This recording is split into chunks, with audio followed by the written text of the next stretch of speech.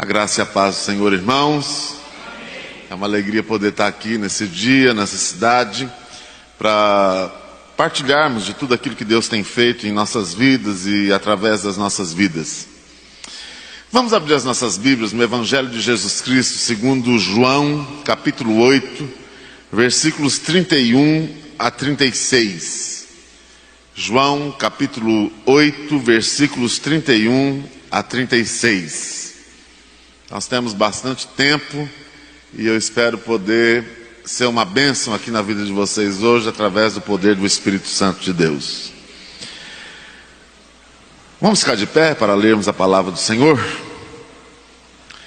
Disse, pois, Jesus aos judeus que haviam crido nele: se vós permanecerdes na minha palavra, sois verdadeiramente meus discípulos, e conhecereis a verdade, e a verdade vos libertará. Responderam-lhe: somos descendência de Abraão e jamais fomos escravos de alguém. Como dizes tu, sereis livres? Replicou-lhe Jesus: em verdade vos digo, todo o que comete pecado é escravo do pecado. O escravo não fica sempre na casa, o filho sim, para sempre. Se, pois, o filho vos libertar, verdadeiramente sereis livres. Te adoramos, ó Deus, e bendizemos o teu nome, porque o Senhor é o nosso Deus, aquele que nos dirige, que nos guarda e que nos ensina através da tua palavra. Muito obrigado pelo privilégio, ó Deus, de estarmos na sua casa hoje, nesta manhã. Muito obrigado porque o Senhor nos trouxe aqui, e nós te pedimos, fale profundamente ao nosso coração, em nome de Jesus, amém. Podemos nos assentar, meus irmãos?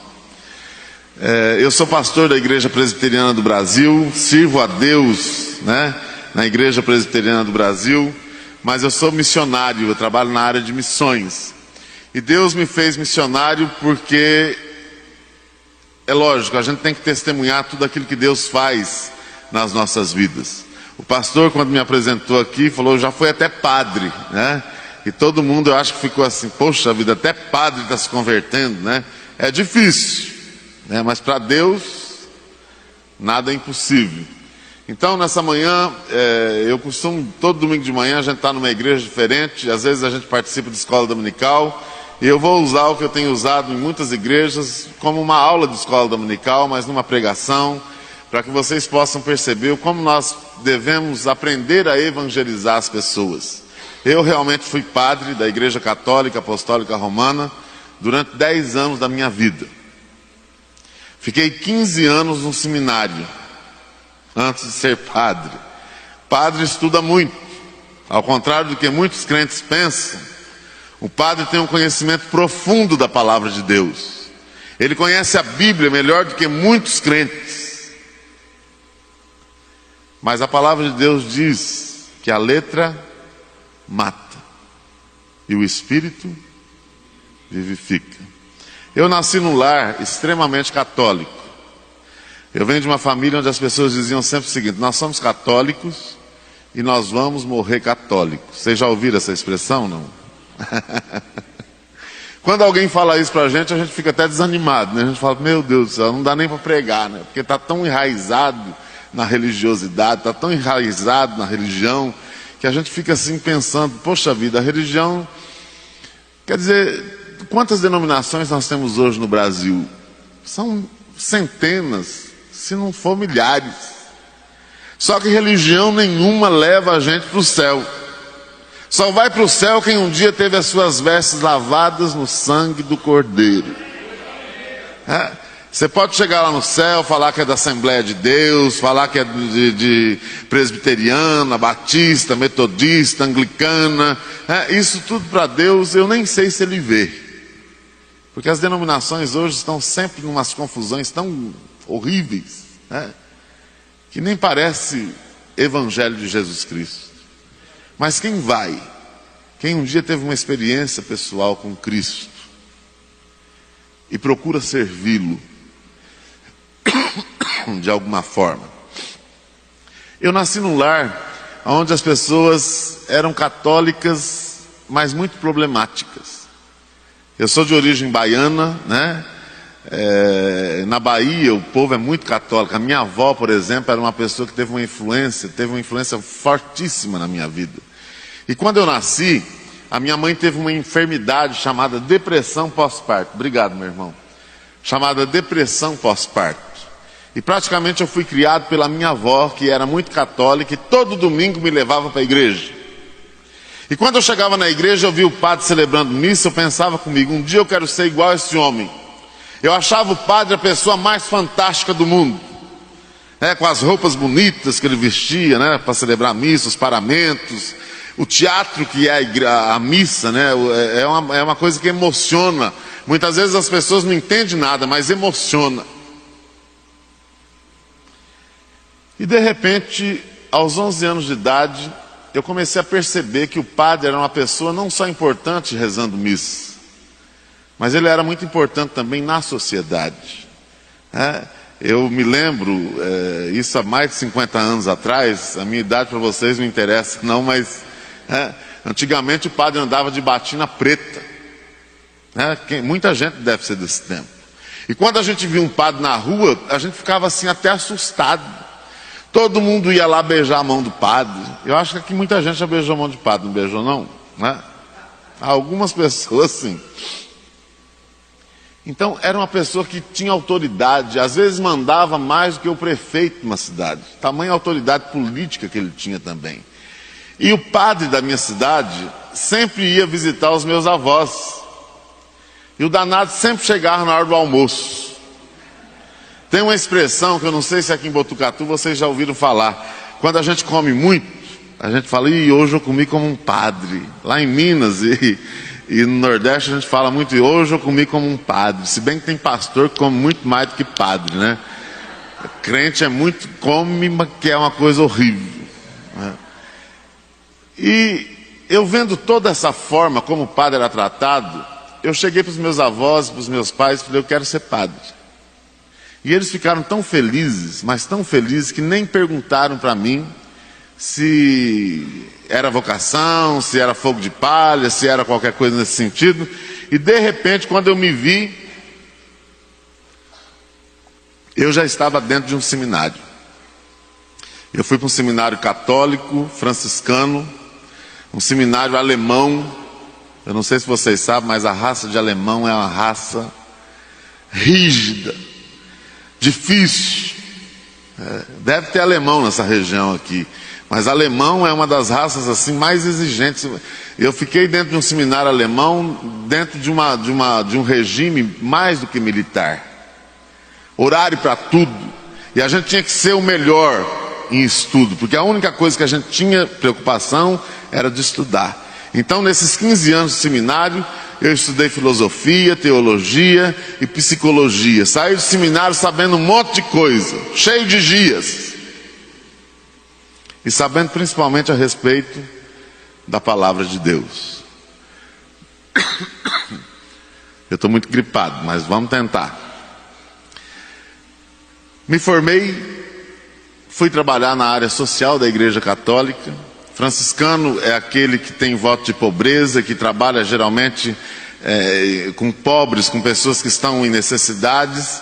E como a minha congregação era alemã, eu tinha o sustento que vinha da Alemanha. Eu tinha voto de pobreza, mas era uma pobreza muito gostosa, porque o dinheiro alemão valia muito naquela época, né? Hoje é euro, mas antes era marco alemão. E era uma coisa assim que eu nunca precisei orar ou rezar pedindo para Deus me sustentar, porque a igreja me sustentava. Eu conhecia a palavra de Deus, eu pregava, eu trabalhava, mas eu nunca tinha experimentado o poder de Deus na minha vida. Era uma vida muito gostosa, porque todo mundo beijava minha mão, todo mundo de vez em quando vinha contar os pecados e eu ficava sabendo da vida de todo mundo. Era uma coisa assim horrível. E era para eu ser a pessoa mais feliz do mundo, porque eu tinha tudo. Eu tinha o reconhecimento da sociedade, eu tinha dinheiro, eu tinha poder, eu tinha tudo que um homem gostaria de ter. Só que depois de 2 anos vivendo toda essa vida boa e gostosa, eu comecei a sofrer de uma enfermidade. E essa enfermidade quase me levou à morte. Eu não sei se vocês já ouviram falar nessa doença aqui em Botucatu. mas é uma doença chamada depressão. Quem já ouviu falar em depressão? Para mim, é a pior doença que existe na face da terra. Uma vez eu ouvi um depoimento de um pastor, e ele dizia: se fosse para eu escolher entre um câncer e uma depressão, eu escolheria o câncer. E ele dizia o seguinte: eu conheço muita gente que tem câncer que luta para viver, mas a pessoa que tem depressão, a vida perde totalmente o sentido. Eu não estou falando, meus irmãos, de baixo astral, de uma tristezazinha, de um incômodo, que de vez em quando a gente acorda e fala: hoje eu não queria que nem existisse esse dia, eu vou dormir mais um pouco, mas daqui a pouco você já se anima. Eu estou falando de depressão que deixa a pessoa prostrada, triste, angustiada, ansiosa, praticamente sem sentido. Eu estou falando de tristeza profunda da alma e da mente. A primeira crise de depressão que eu tive, eu fiquei uma semana trancado dentro do meu quarto sem querer ver ninguém. A única coisa que eu sabia fazer era chorar. Uma angústia, uma vontade de morrer. Ao mesmo tempo, vontade de morrer e medo de morrer. Fiquei numa situação de abandono. Eu tinha tudo, mas eu estava no meu quarto, escuro, fechado, e eu não podia nem ouvir voz de ninguém. Depois de uma semana eu tinha estudado em psicologia, a gente sabe o que é depressão. Eu tive coragem e procurei um psiquiatra e comecei a fazer tratamento. E a partir do tratamento a minha vida começou com muito remédio a ficar: um dia eu estava bem, outro dia eu estava mal, um dia eu queria viver, outro dia eu queria morrer. E o remédio controlava um monte de coisas. Cheguei a tomar até 14, 15 comprimidos por dia. E a minha vida foi por água abaixo. Uma tristeza, uma solidão incrível. Comecei a buscar soluções para os meus problemas emocionais em um monte de coisas, principalmente na religião, mas não encontrei. Comecei a buscar então na prostituição, porque eu era padre, não podia casar, não tinha família, mas eu tinha uma carência tão grande no meu coração, na minha vida, na minha alma, que eu comecei a me prostituir. E eu comecei a buscar na homossexualidade uma solução para os meus problemas emocionais. Eu prego quase que no Brasil todo. E cada vez que eu falo em alguma igreja que eu fui homossexual, as pessoas ficam assim: poxa vida, e aí? E algumas pessoas me perguntam: você tem coragem de falar que você foi homossexual? Eu falo: olha, coragem eu não tenho não. Eu tenho nojo do meu passado, eu tenho vergonha do meu passado, eu tenho muita dificuldade em trabalhar com essa questão do passado na minha vida. Mas ao mesmo tempo eu tenho alegria de poder dizer para você que Jesus Cristo um dia entrou na minha vida e mudou completamente a minha história. E se Ele mudou a minha história, Ele pode mudar a sua. Pode mudar a vida do seu filho, do seu sobrinho, do seu neto, sei lá de quem. E é por isso que nós cremos no poder do Evangelho, é por isso que nós evangelizamos, porque o Evangelho é o poder de Deus para a salvação de todo aquele que crê. No meio evangélico hoje existe uma discussão muito séria com relação à homossexualidade. E o que eu já ouvi de besteira de pastores e de igrejas, que discriminam, que abandonam, mas ninguém está disposto a amar, a acolher, a evangelizar. É fácil para a gente condenar, né? Então, depois da homossexualidade na minha vida foi cada vez mais por água abaixo. E o pior, eu nunca encontrei um crente que pudesse me falar do amor de Deus. Eu gostaria que você saísse daqui aprendendo alguma coisa nessa manhã. Nós precisamos urgentemente, a Igreja Evangélica Brasileira precisa urgentemente aprender a evangelizar segundo a Bíblia. Nós temos dois tipos de evangelhos hoje sendo pregados por aí. O evangelho dos evangélicos, que é uma desgraça. O evangelho daquilo que não pode fazer nada. O evangelho da prosperidade. Vem para Jesus. Eu achei tão interessante quando o pastor, de forma muito discreta, né? Vamos levantar os nossos dízimos e ofertas. E vocês, como membro da igreja, sabem dos compromissos que a igreja tem, rádio, isso, aquilo, tal. Uma coisa muito discreta. Mas a gente tem visto por aí, na hora do culto, quando é para levantar dízimos e ofertas, se a pessoa não tiver equilíbrio, ela leva até a roupa dela lá na frente. Isso não é evangelho de Jesus. Jesus nunca prometeu riqueza para ninguém. Ele promete cruz, sofrimento. Você quer me seguir? Pega a tua cruz, vem e segue-me. Você quer me seguir? Vou te dar uma BMW. Quem que não quer seguir Jesus com uma BMW? Com um jatinho. Mas o evangelho é cruz, o evangelho é sofrimento. E o evangelho nos chama também a termos uma vida simples. É lógico que Deus nos abençoa com muito mais do que nós precisamos. É ou não é? Você já parou para perceber que nós não precisamos pedir nada para Deus, porque Deus tem dado muito mais do que nós precisamos? E mesmo assim nós não queremos servir a Ele como nós devemos servir. Se eu fosse depender de crente, eu jamais seria crente, porque os crentes sempre foram pessoas, desculpa a expressão, chatas demais. Eu sempre achei crente chato. Eu sempre achei crente arrogante.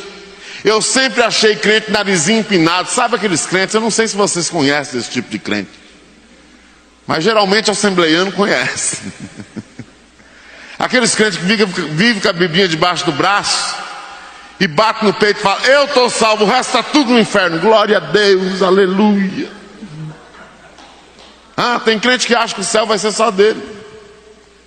Eu vivendo na homossexualidade, no pecado, na depressão, vida destruída, nenhum crente me falou do amor de Deus. Mas quando eles tinham a oportunidade de conversar comigo, eles vinham com toda essa prepotência, essa arrogância, e olhavam para mim e falavam assim: padre, o senhor sabia que se o senhor morreu hoje como padre, o senhor vai para o inferno? Olha que maneira gostosa de falar de Jesus. Eu já vivia no inferno. Existia inferno pior do que o meu? E toda vez que o crente vinha falar isso, eu pensava comigo: mas que povo ignorante. E um dia, várias vezes os crentes vinham falar e era a mesma história: o senhor vai para o inferno, o senhor vai para o inferno. E um dia eu perguntei para um homem: escuta, por que eu vou para o inferno? E aquele homem muito crente abriu a Bíblia. Crente sempre anda armado, né? Só que andar armado é um problema, porque tem muita gente que não sabe usar arma, né? Às vezes dá até tiro no pé. E de repente, quando eu perguntei para ele por que eu vou para o inferno, ele abriu a Bíblia no Salmo 115. Vocês conhecem o Salmo 115? É aquele que fala: tem nariz, mas não cheira, tem olho, mas não enxerga, tem perna, mas não anda. É um salmo que fala sobre idolatria. E aquele homem tentou colocar na minha cabeça que eu era idólatra e que o único problema da minha vida era a idolatria. Eu peguei até trauma do Salmo 115. E aquele coitado daquele homem, querendo me evangelizar, querendo que eu engolisse aquilo, né, goela abaixo, não sabia que eu conhecia a palavra de Deus. E que eu sabia muito bem que a pior idolatria que a Bíblia nos coloca no Antigo Testamento e no Novo Testamento não são as imagens de esculturas que a gente vê nas igrejas e nas casas dos católicos.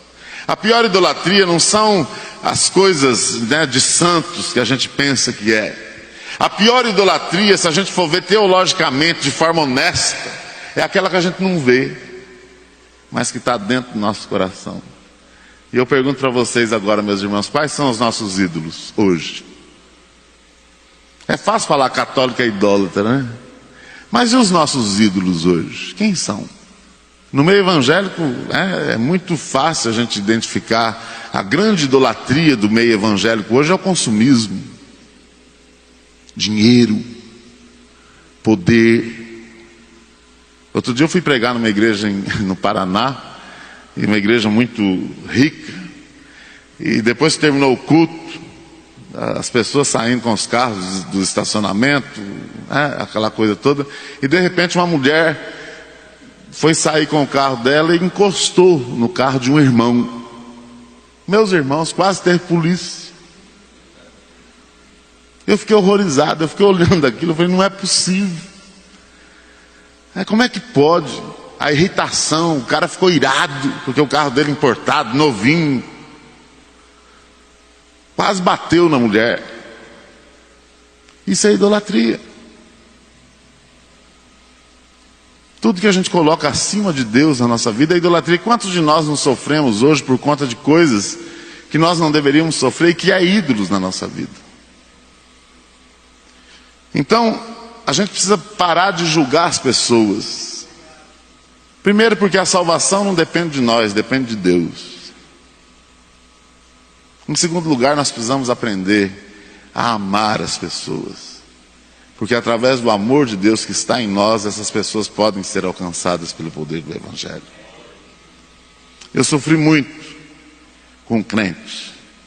Até que um dia eu resolvi ignorar os crentes. Eu falei, eu não quero mais nem ter conversa com nenhum crente.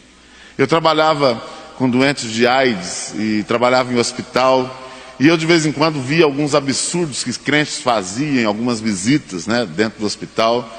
E cada dia que passava, os testemunhos que os crentes me davam eram testemunhos horríveis. Até que eu fechei o meu coração, falei, não quero mais saber desse povo, não quero nem conversa com esse povo. Só que a minha vida foi indo cada vez mais por água abaixo. Até que um dia, uma voluntária que trabalhava comigo na minha igreja, com os doentes, chegou para mim e falou assim, Frei, tem uma amiga minha que acabou de se aposentar. Ela é enfermeira. Ela é uma pessoa que trabalha muito em visitas domiciliares, ela gosta muito de fazer o que nós fazemos. Falou todas as qualidades da mulher. E por último ela falou, só tem um problema. Ela é crente. Aí eu falei, eu não quero nem conhecer a sua amiga. Eu falei, eu de crente eu não quero, estou saturado de crente. Só que toda vez que eu encontrava essa minha amiga, eu lembrava da amiga dela que eu nem conhecia. E o Espírito Santo eu acho que já estava colocando na minha mente, conheça, sei lá, faça um esforço. Até que um dia eu cheguei para essa minha amiga e falei assim, olha, fala para sua amiga vir conversar comigo. Só que aí eu me preparei, estudei o Salmo 115 no original. Na época eu já estava tendo, na década de 80, já estava tendo alguns problemas de escândalos no meio evangélico, o evangelho crescendo, um monte de desgaste. Eu me armei com unhas e dentes e falei, hoje eu vou descontar nessa mulher tudo aquilo que os crentes já fizeram comigo. Eu falei, hoje essa mulher hoje eu vou. Só que quando ela chegou na minha sala, ela me desarmou. Porque ela não tinha a Bíblia debaixo do braço. Ela não tinha aparência de crente, porque tem uns crentes que a gente conhece pela cara, principalmente mulher. É os cabelão, é não sei o que, e a gente conhece e fala, não, isso é crente. A mulher não tinha aparência de crente, não tinha Bíblia na mão, não tinha nada que pudesse falar, não, essa mulher é crente. Um sorriso aqui, uma paz. Nós começamos a conversar e eu louquinho para ela me falar do Salmo 115. Eu louquinho para ela me provocar. E ela não falava em Jesus, não falava em igreja, não falava nada, foi só falando de trabalho. E eu falei, meu Deus do céu, essa mulher não é crente nem aqui, nem na China. Depois de 1h30 de conversa, aquela mulher tinha conquistado a minha confiança. E eu falei, olha, vamos fazer uma experiência, ela vai trabalhar aqui. Só que aí eu fui um pouco maldoso, eu falei, só que aqui é proibido orar. É proibido levar a Bíblia. É proibido. Ela falou, não, é isso mesmo. Eu concordo, eu aceito. Eu falei, não é crente. E essa mulher começou a trabalhar com a gente. E todos os doentes que essa mulher visitava tinham uma pequena melhora. E eu comecei a desconfiar, essa mulher deve estar orando, essa mulher deve estar fazendo não sei o quê. E ao invés de eu me alegrar com a família dos doentes, e lógico, todos morreram, era AIDS, mas todos, a presença daquela mulher era uma coisa assim impressionante. E eu comecei a investigar. Toda vez que ela ia visitar alguém, eu ia lá depois, o que ela fez aqui, o que ela falou. E todo mundo, não, ela vem aqui, orienta a gente com relação a remédio e conta história e não sei o quê. E ela lê Bíblia. Não traz Bíblia não. Só que eu comecei a perceber que todos os doentes melhoravam. Ela não orava, ela não falava de Jesus, mas a presença dela fazia diferença na vida das pessoas. Um dia eu estou na minha casa, toco o telefone, essa mulher, Frei, eu acabei de fazer um almoço agora, gostaria que o senhor viesse almoçar com a gente. E eu fui.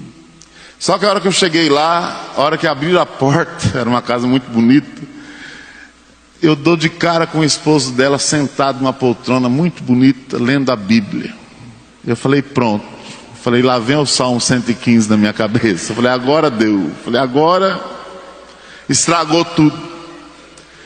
Só que a hora que ele me viu, ele fechou a Bíblia, se levantou, me acolheu, me abraçou, e nós ficamos a tarde toda conversando a respeito de um monte de coisas, menos a respeito de igreja e de Bíblia. E esse casal, a partir desse dia, começou a conquistar a minha confiança. E aos poucos eu comecei a abrir o meu coração para esse casal. E aos poucos eu fui falando das minhas dificuldades de depressão, do meu sofrimento, da minha angústia, da minha solidão, dos meus pecados. E o tempo foi passando e conforme eu ia desabafando, eles nunca me disseram, olha, você precisa se converter, você precisa tomar vergonha e se converter e entregar sua vida para Jesus, você precisa aceitar Cristo. Nunca me falaram isso, mas eles sempre me disseram o seguinte, nós estamos orando por você. Oraram por mim por mais de 10 anos, nunca me falaram de Jesus. E de vez em quando eu estava celebrando missa, esse casal chegava para participar da missa, e eu pensava comigo, esse povo está se convertendo. E terminava a missa, eles iam lá na sacristia e me abraçavam, e a gente sempre saía para comer alguma coisa, e eles sempre falavam alguma coisa do meu sermão, alguma coisa assim, mas nunca, sempre disseram o seguinte, nós estamos orando por você. Oraram por mim por 10 anos. E Deus fez uma grande obra na minha vida.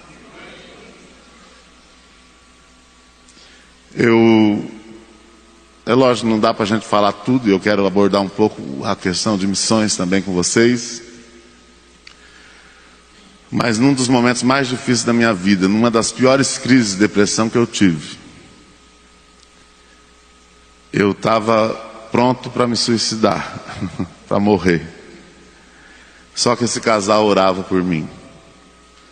E eu me lembro que eu peguei um carro, no final de tarde, e estava uma tarde meio chuvosa, e eu saí na rodovia com esse carro, e a única coisa que passava pela minha cabeça, a melhor coisa que eu faço para a minha vida é morrer, porque eu não aguento mais viver do jeito que eu estou vivendo. E era um carro novo, e eu comecei a correr, 120, 140, era uma rodovia bastante movimentada na região de São José do Rio Preto, e de repente eu senti uma opressão muito forte dentro daquele carro, e eu ouvi uma voz que me dizia o seguinte, por que você não coloca esse carro debaixo de um caminhão e acaba com a tua vida agora? Vai ser a melhor coisa.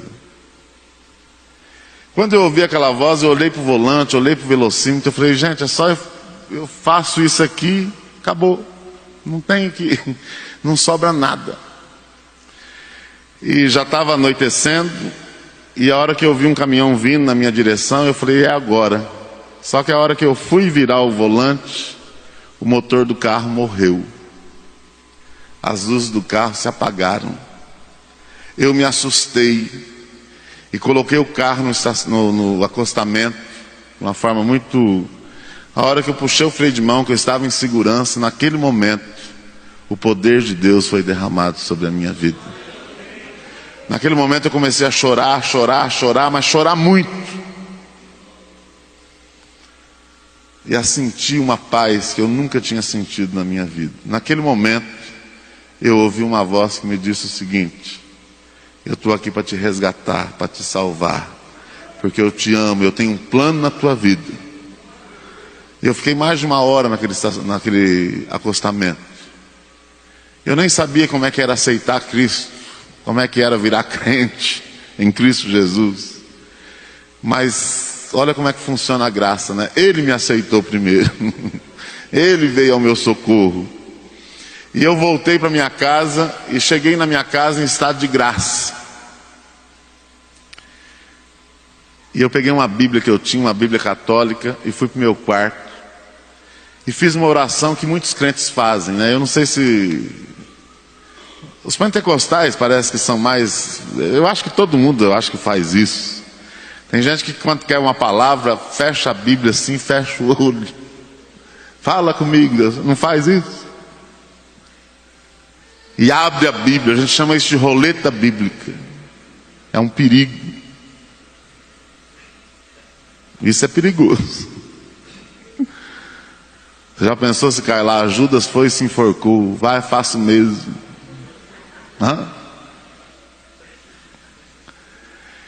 Só que naquela noite eu peguei minha Bíblia na mão e orei. E falei com Deus, falei: Deus, eu não sei mais o que fazer da minha vida. Eu sei que o Senhor está me dando paz, sei que o Senhor me visitou naquela estrada. E o que eu faço agora da minha vida? E abri a minha Bíblia nesse texto que nós lemos, João 8, 31 a 36. Se vós permanecerdes na minha palavra, verdadeiramente sereis meus discípulos, e conhecereis a verdade, e a verdade vos libertará. Naquele momento, eu sem saber, dobrei meu joelho. Aliás, eu caí de joelhos. E naquele dia naquela noite eu entreguei a minha vida para Jesus. Fui liberto da religiosidade. Abandonei tudo. Era uma vida riquíssima, uma vida poderosa. Comecei a depender de Deus.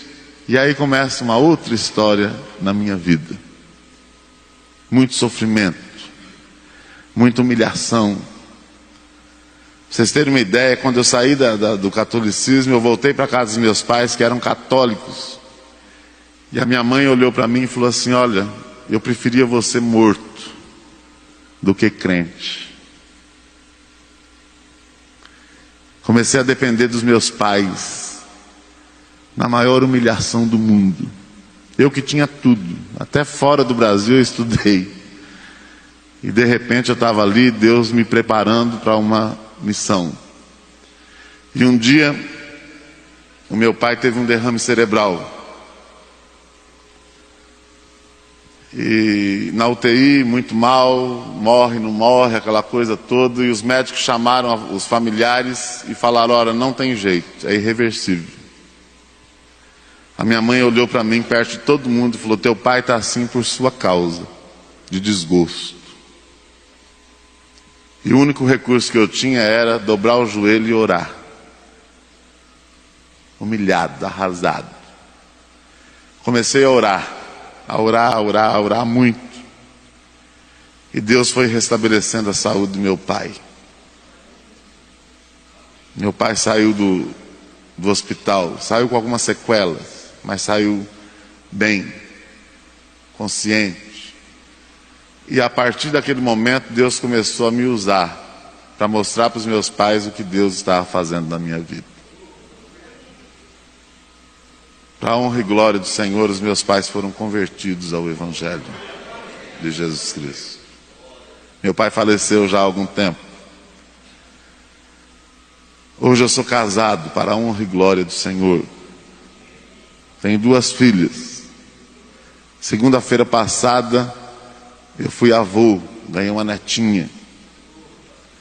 Minha filha é casada com um pastor que é missionário também, trabalha na obra missionária. E eu tenho meu coração muito grato a Deus por tudo aquilo que Ele tem feito na minha vida, meus irmãos. E é por isso que eu optei, não que eu tenha optado, mas Deus me chamou para a obra missionária. Eu, apesar de ser pastor, eu não sou pastor de igreja. Eu não sou pastor de ovelhas como vocês aqui. Aparentemente ovelhas saudáveis. Aqui tem ovelhas, a gente vê pela carinha de vocês são muito bem tratados, não são não? Tem ovelhas aqui que estão bem gordinhas, prontas para o abate, para ir para o céu. Mas ninguém quer ir para o céu agora, né? Está cedo ainda, né? Então, quando eu venho a uma igreja como essa, eu nem sei o que eu prego, porque vocês aqui têm acesso à palavra de Deus, não tem? Vocês aqui têm um bom alimento, aparentemente aqui é um bom pasto. Só que com tudo aquilo que Deus tem feito na vida de vocês, espiritualmente, materialmente, não está bom, né? Podia estar melhor, não podia? A gente sempre tem alguma coisa para reclamar, não tem?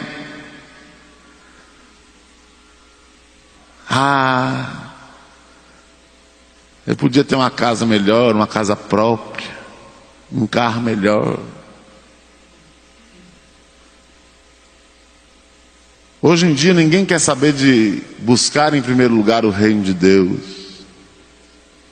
Ninguém aqui está preocupado com almas perdidas, tá? São pouquíssimas as pessoas que se envolvem na obra missionária. Aliás, a cada dia que passa, as igrejas estão investindo menos na obra missionária. E logo que houve a conversão na minha vida, eu falei: Senhor, eu quero ser um missionário, eu não quero ficar numa igreja, de igreja em igreja, contando testemunho de ex, porque é outro problema no meio evangélico, né? São os ex.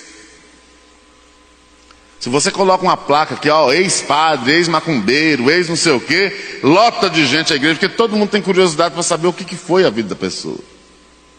Mas eu nunca ouvi um testemunho, por exemplo, de um ex-fofoqueiro. Você já ouviu? Outro dia me chamaram para ir numa igreja, ouvi um testemunho de um ex-paquito. Eu nem sabia o que era paquito. Eu falei: o que é paquito? Ele trabalhou com a Xuxa, se converteu. Eu falei: o que eu tenho com isso? Deus não está preocupado em a gente ficar testemunhando aquilo que foi a vida da gente. O que foi, foi. O que passou, passou. Aliás, Deus fala que quando a gente é alcançado pela própria graça dele, Ele esquece todo o nosso passado. Não esquece? Coloca no esquecimento. Deus esquece, mas a gente não esquece. E a gente precisa dar testemunho de mudança de caráter. Como é difícil, né? Às vezes a gente ser crente assim. Hoje em dia todo mundo é crente, né? Até o diabo é crente. Às vezes o diabo acredita até mais do que nós, porque a luta dele é... E quantas pessoas não estão perdidas no mundo hoje, precisando serem amadas por Deus, através de quem? Através de nós. Então, quando eu comecei a trabalhar na obra missionária, eu falei: o que eu vou fazer na obra missionária? O primeiro trabalho missionário que Deus coloca na minha mão: caminhoneiros. Eu viajava muito pregando nas igrejas. E um dia eu parei num posto de gasolina e tinha um caminhoneiro, naquele tempo não tinha celular ainda, no orelhão, falando com a família dele, num desespero só, porque ele estava a mais de 1000 quilômetros de casa. O filho doente, sem dinheiro, sem frete, sem um monte de coisa. E eu, sem querer querendo, eu comecei a ouvir o sofrimento daquele homem. E a hora que ele termina de falar, eu fui lá, usei o telefone, e ele entrou na lanchonete do posto. E eu entrei e fui lá e comecei a conversar com ele. Ele estava tomando um lanche. Eu falei: pois é, a vida é difícil, mas Deus é bom. Ele falou: Deus? Que Deus? Você acha que se Deus existisse eu ia estar nessa situação? Aí pronto, eu falei: eu não vou evangelizar mais ninguém. Eu falei: eu sou muito tímido para evangelismo assim. Eu falei, então não é esse caminho. Só que eu falei, olha, mesmo você sentindo isso, falando isso, eu vou orar por você. E saí. Só que a hora que eu estou no carro para ir embora, ele vem e bate na janelinha do carro. Estava um frio. E ele com lágrimas nos olhos, ele falou assim, o senhor falou que vai orar por mim? Eu falei, vou. Ele falou, então por favor, ore por mim agora. E naquele momento eu orei por aquele caminhoneiro. E houve um quebrantamento profundo. E eu me lembro que eu tinha uma Bíblia, a minha Bíblia. Eu peguei e entreguei para ele. Eu falei assim, olha, a palavra de Deus para te guiar, para te exortar, para te ensinar. E naquele momento, nasceu o ministério com caminhoneiros. Hoje nós temos uma congregação só de caminhoneiros, na cidade de Cubatão, que é o Porto de Santos. Lá nós distribuímos anualmente 10 mil Bíblias. E tem um pastor lá que diariamente está trabalhando em aconselhamento junto a esses caminhoneiros. E muitos caminhoneiros estão se convertendo ao Senhor. 10 mil Bíblias anualmente são distribuídas nas estradas do Brasil. Nós temos pontos de pregação de caminhoneiros em Minas Gerais, no Paraná, no Porto Paranaguá. Nós temos no Mato Grosso do Sul e temos em Pernambuco alguns missionários trabalhando com caminhoneiros. Temos um trabalho no estado de Sergipe, um dos estados menos evangelizados do Brasil. Quando eu me converti, eu orei a Deus, falei, Senhor, eu quero ser missionário, mas eu queria ser missionário numa cidade boa. Eu queria ser missionário em Curitiba, olha que gostoso. Eu não sabia o que Deus queria comigo, se era, né? Mas eu queria ser missionário em Curitiba. Curitiba é uma cidade linda, funciona bem, tudo é bonito. Só que Deus abriu nem uma portinha para mim em Curitiba. E uma vez Deus me levou a Sergipe, um dos estados mais pobres e menos evangelizados do Brasil. Em muitas cidades de Sergipe não existe nem igreja católica, para vocês terem uma ideia. E Deus me levou num povoado através de um pastor chamado Terra Caída. Olha o nome, Terra Caída. Vê se pode ir para frente uma cidade dessa. Uma pobreza, uma coisa horrível. E eu fiquei tão impressionado com aquela pobreza e o pastor falando para mim das dificuldades daquela região.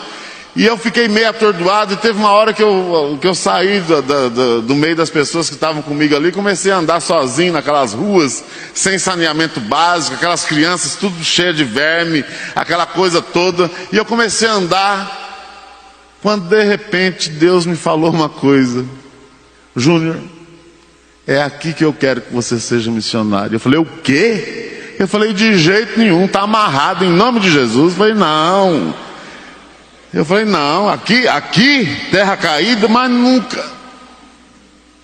E nós estamos lá já há 15 anos. Nós temos hoje no estado de Sergipe 8 congregações em povoados paupérrimos. A congregação mais rica que nós temos lá arrecada mensalmente cerca de 500, 600 reais por mês. Mal dá para pagar o obreiro, porque a missão tem que cobrir as despesas que nós temos com os pastores e com os obreiros lá. E um outro trabalho que nós temos é em Belo Horizonte. Uma congregação só de prostitutas. Eu fui evangelizar em Belo Horizonte, eu vou resumir bastante esse testemunho, que é muito longo. Fui desafiado por uma igreja a trabalhar com prostitutas em Belo Horizonte, porque eu tinha experiência desde quando eu era padre. E chegou ao meu conhecimento que lá em Belo Horizonte tinha um sindicato das prostitutas. E eu fui conversar com a presidente do sindicato das prostitutas. Olha o nome da mulher, dos Anjos. Presidente do sindicato das prostitutas de Belo Horizonte. Quando nós começamos a conversar, a primeira coisa que ela perguntou para mim: o senhor é crente? Eu falei, sou, eu detesto crente. Eu falei, vixe. Eu falei, eu também não gosto muito de crente, não. Eu só sei dizer que eu fiquei conversando com essa mulher e conquistando o coração dela durante 3 anos. E ela sempre me falou o seguinte: eu sou prostituta, eu vou morrer prostituta. A casa dela era um prostíbulo e funcionava uma clínica clandestina de aborto. 3 anos conquistando e orando por essa mulher. Essa mulher se converteu ao Evangelho. A casa dela se transformou num ponto de pregação. E agora, o ano passado, foi transformado na primeira congregação presbiteriana só de prostitutas. Nós atendemos nessa casa cerca de 40 crianças, filhos de prostitutas, num trabalho evangelístico e num trabalho social. E por fim, nós estamos trabalhando em São Paulo, em 2 projetos. Primeiro, com moradores de rua. Nós estamos formando uma casa de transição, onde a gente pega esses moradores de rua e a gente encaminha essas pessoas para o que elas precisam. E também estamos trabalhando com uma igreja em São Paulo, na Vila Maria, com mulheres bolivianas. Eu não sei se vocês já viram na televisão as bolivianas que vêm trabalhar aqui no Brasil em trabalho escravo. Essas mulheres estão sendo evangelizadas, estão sendo salvas, não só espiritualmente por Jesus, mas estão sendo salvas também dos traficantes que as fazem escravas. Isso tudo por amor a Jesus. Meus irmãos, as pessoas estão sedentas do poder de Deus. As pessoas estão sedentas de ouvir a mensagem do Evangelho. Mas não uma mensagem tão verbalizada como nós gostamos de fazer. Nós somos ótimos para pregar, não somos? Falar, todo mundo fala. Deus usou até uma mula, né? Alguns santos, né, da antiguidade diziam: olha, pregue. E se preciso, use a voz. Se preciso, use a comunicação verbal. As pessoas estão querendo uma pregação hoje de vida. Sorriso, através de um sorriso você está evangelizando. Através de um abraço você está evangelizando. Talvez o teu campo missionário não seja trabalhar com prostituta, com Nordeste. Talvez o teu campo missionário não é ir para a África. Talvez o campo missionário teu não é... O campo missionário teu talvez é dentro da tua casa, que lá é difícil.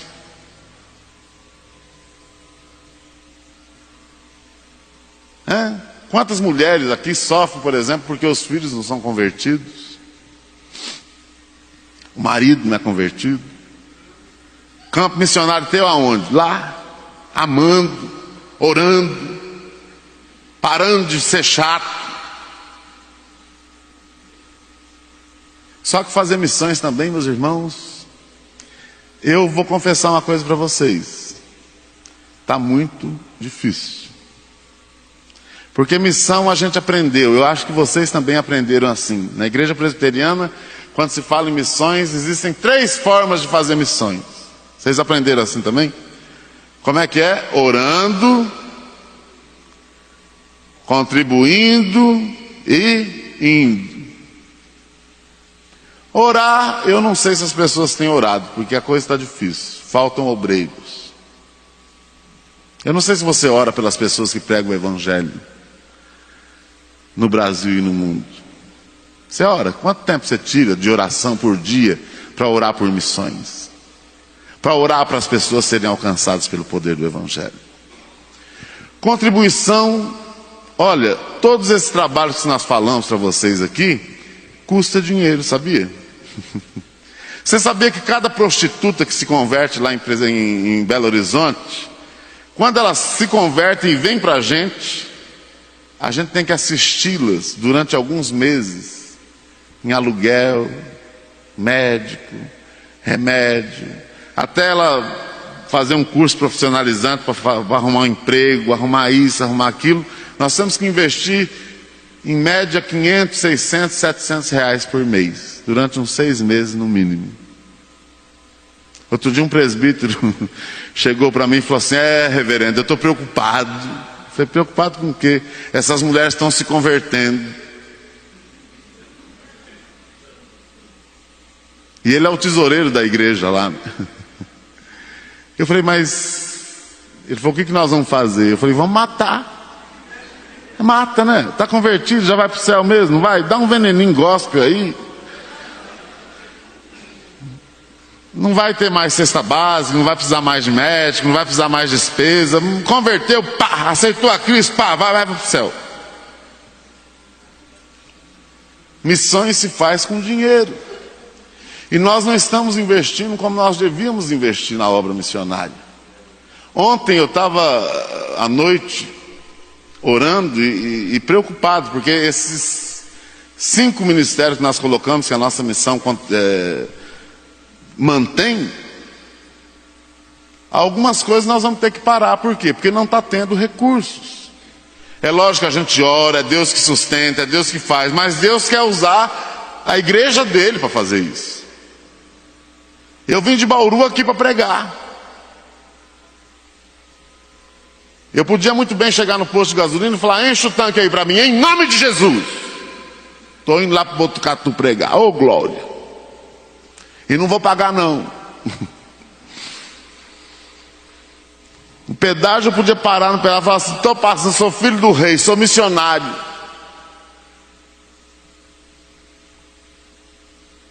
E ninguém está preocupado em investir na obra missionária. Até o final do ano, a nossa previsão, porque nós temos uma organização e tesoureiros e tudo mais, até o final do ano nós temos que investir quase R$1 milhão na obra missionária. Quem é que vai investir? 10 mil Bíblias por ano, cerca de R$150 mil. Onde é que vem? É lógico, Deus é providente, Deus faz os milagres, lógico que faz. Só que Ele quer usar você.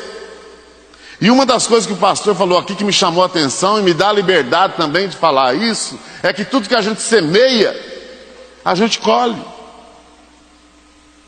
Você tem semeado o que no reino de Deus? Antigamente, há uns 15, 20 anos atrás, qualquer cidadezinha do interior do Nordeste, onde a gente trabalha, você chegava lá, tinha uma igreja Assembleia de Deus, uma igreja sei lá do que. Hoje não tem mais. As igrejas não estão querendo mais investir na obra missionária. Igreja Batista foi uma das denominações que mais investiu em missões depois da Assembleia de Deus. Hoje não estão investindo mais. E nós missionários, quando a gente chega numa igreja, as pessoas ficam olhando para a gente assim, poxa vida, olha, ficam olhando para a gente, parece que a gente é um ET. E acha que a gente tem que ser pobre. E acha que a gente tem que sofrer mesmo. Outro dia eu fui almoçar na casa de um casal que eu fiquei louco da vida. E quando eu cheguei, a mulher falou, eu adoro receber missionário aqui na minha casa, porque eu gosto muito de ouvir as histórias de sofrimento que o missionário passa no campo missionário. Quando ele está passando fome, ele dobra o joelho e ora, e Deus manda um pacote de arroz lá do céu. Eu fiquei com vontade de bater na mulher, porque essa é a visão que as pessoas têm de missões. O que nós investimos para que, já que nós não fazemos o que nós devíamos fazer, que é sair do nosso conforto? Você já pensou se Deus te chamar aqui agora para trabalhar lá no Nordeste? Se Deus começar a incomodar o teu coração para ir fazendo uma obra não sei aonde? E você sabe que quando Deus quer, Ele move tudo para fazer. Né? Já que você não vai, por que você não investe? E esse investimento é o maior investimento que você pode fazer no reino de Deus. Outro dia eu ouvi um testemunho de um missionário, eu não sei como é, que ele trabalhou muitos anos na China, se não me engano, e uma vez um chinês chegou para ele e falou, a primeira coisa que eu quero fazer lá no céu é perguntar para Deus quem foram as pessoas que Deus usou, que já está no céu, para investir nesse trabalho aqui. Nós precisamos investir, meus irmãos, naquilo que é vida. Hoje no mundo evangélico existe muita picaretagem. Hoje quando alguém pergunta para a gente assim, né, pastores? O que você faz? Sou pastor. A pessoa olha para a gente assim de cima e embaixo.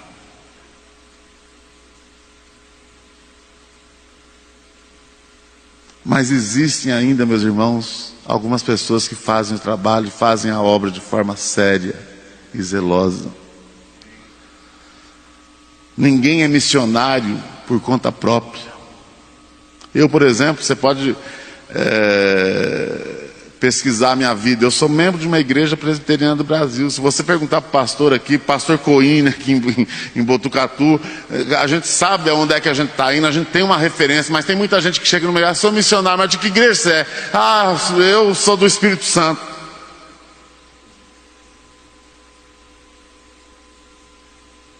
Invista em pessoas que estão trabalhando de forma séria. As pessoas estão carentes do poder de Deus. Outro dia eu estava vindo do Nordeste, e eu já vou encerrar com esse testemunho.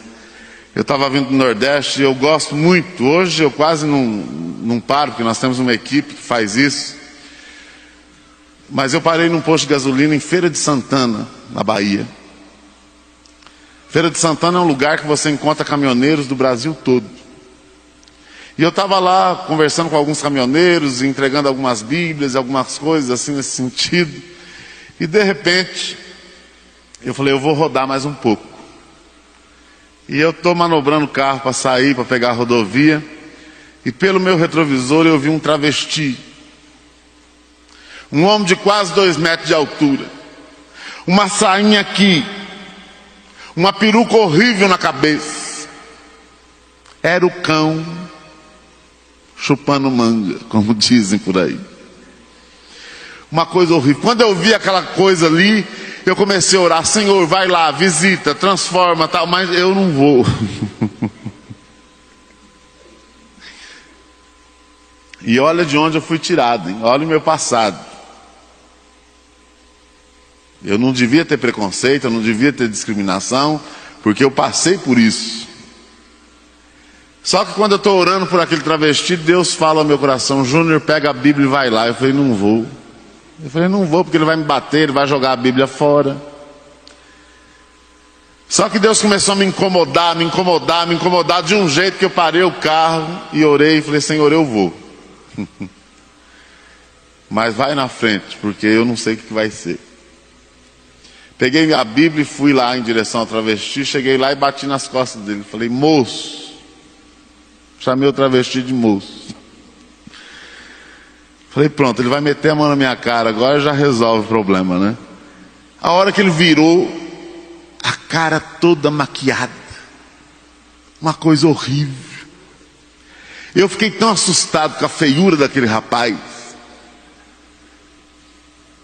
que eu fiquei sem reação, não saiu uma voz da minha... Eu falei, pronto, o Espírito Santo assustou e foi embora, e eu fiquei aqui agora sem saber o que falar, né? Eu vou falar o quê? Aí eu comecei a olhar para um lado, para o outro, comecei com a Bíblia na mão e falei assim, olha, eu vim aqui para te falar que Jesus te ama, Jesus tem um plano na tua... Aquele evangelismo que a gente não tem o que falar, a gente começa a falar isso, né? Jesus te ama, Jesus tem um plano na tua vida, o básico. De repente eu olho para ele, as lágrimas correndo. E ele estava olhando para a Bíblia na minha mão. E eu fiquei muito assustado. Eu perguntei para ele, eu falei, por que você está chorando? Ele falou, eu estou chorando porque eu conheço esse livro que está na tua mão. Eu conheço a Bíblia. Eu fui criado dentro de uma escola dominical. Eu sou filho de pastor.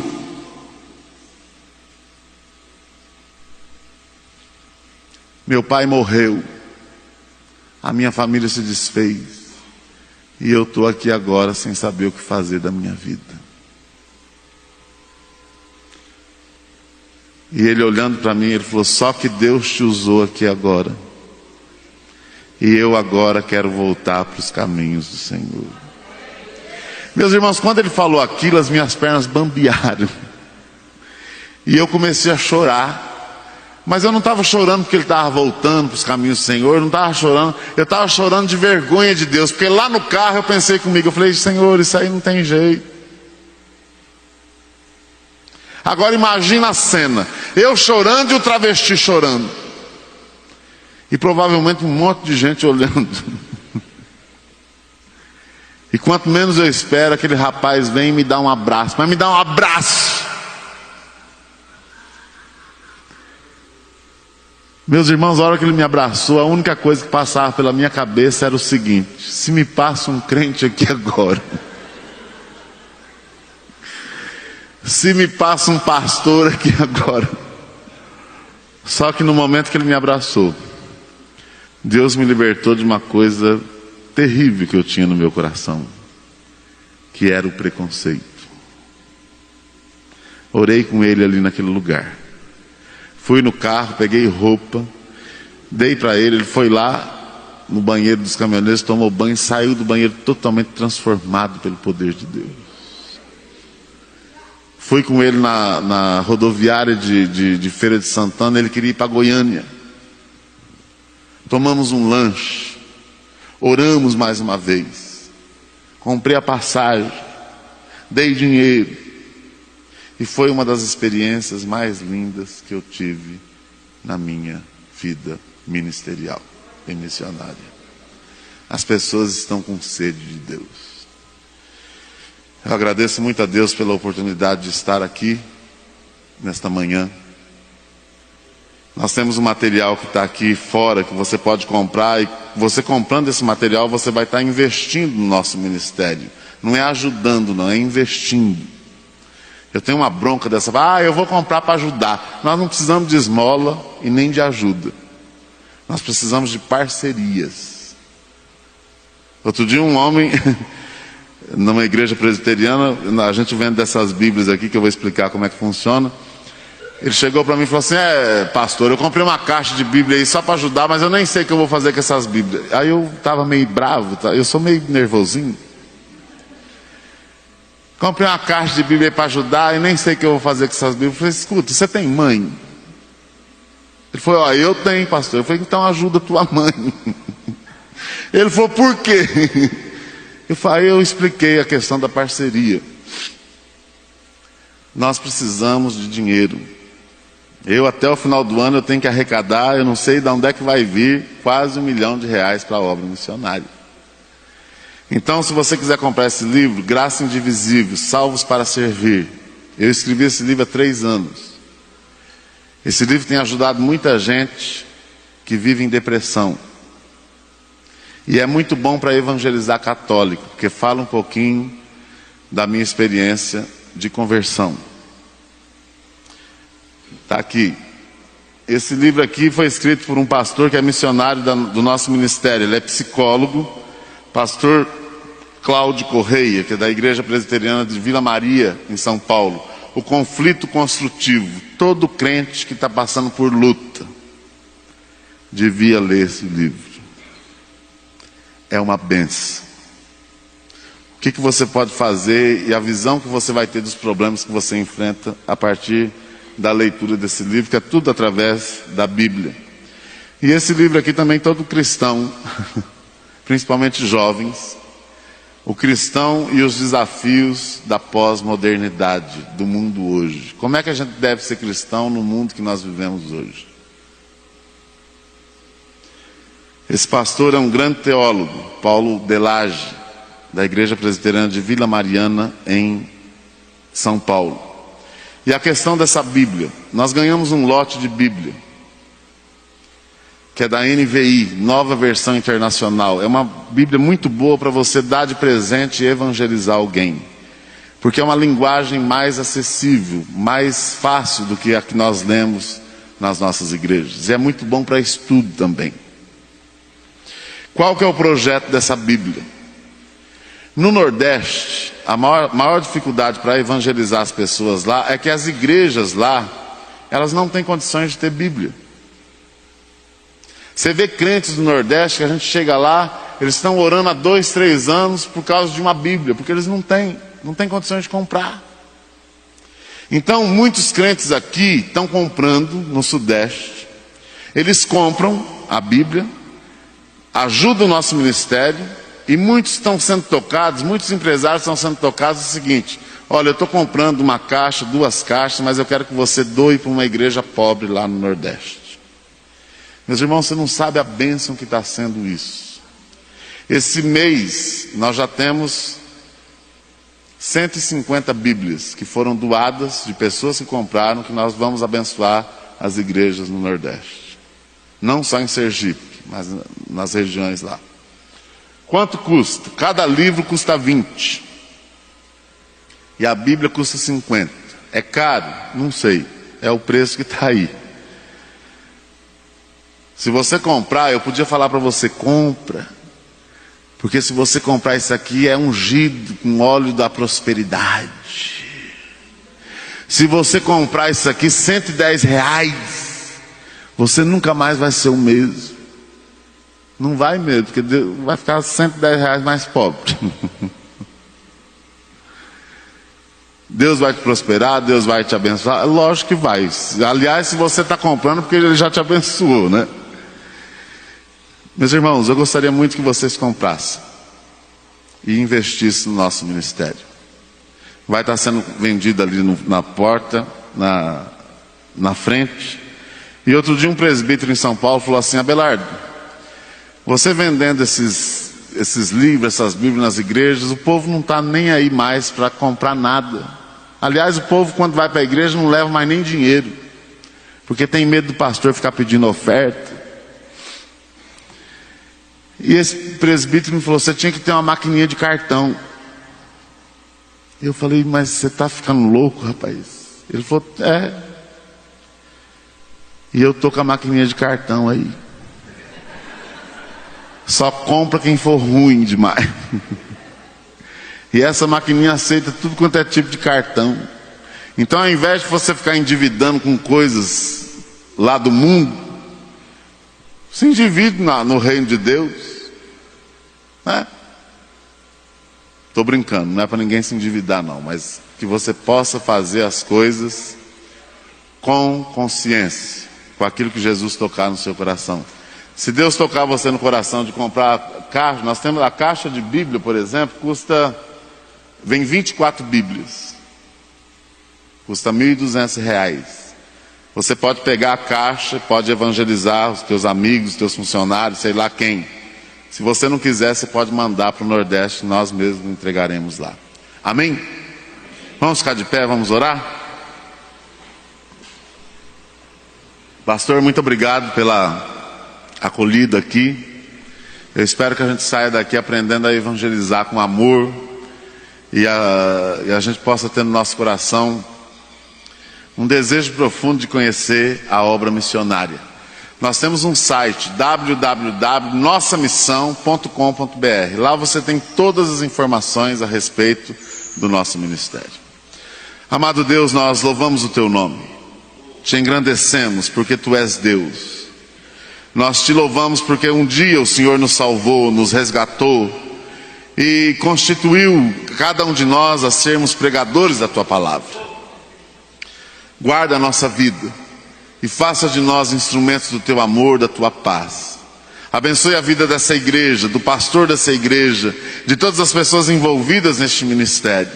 Que esse lugar aqui possa ser um lugar onde as pessoas possam ouvir a Tua palavra e serem salvas pelo poder do Teu Espírito.